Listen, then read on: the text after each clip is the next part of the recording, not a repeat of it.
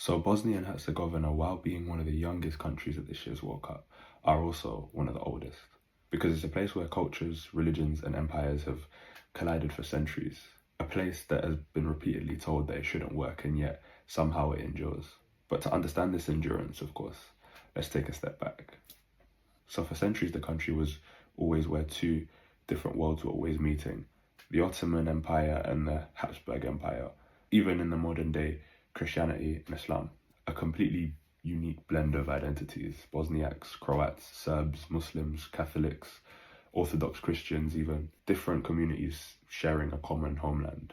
Of course, this comes with a cost, where empires start to collapse and borders shift, crossroads become battlegrounds. And tragically, nowhere was this more apparent than in the 90s, where during the Yugoslav war, Bosnia was pulled into one of the most devastating conflicts since the Second World War.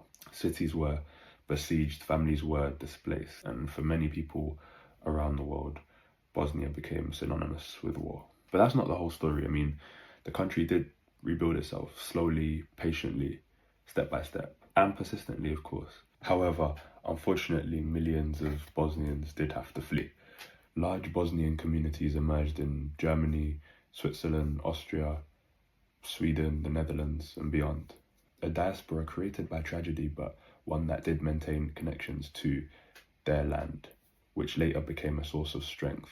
And less than 20 years later, in 2014, the country had reached its first World Cup ever in its history.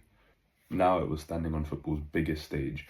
Stars like Edin Dzeko and Miralem Pjanic became symbols of that achievement, proof that a young nation could compete against, well, anyone really. And it wasn't like before, where they were part of an empire, part of Yugoslavia. They were Bosnia and Herzegovina.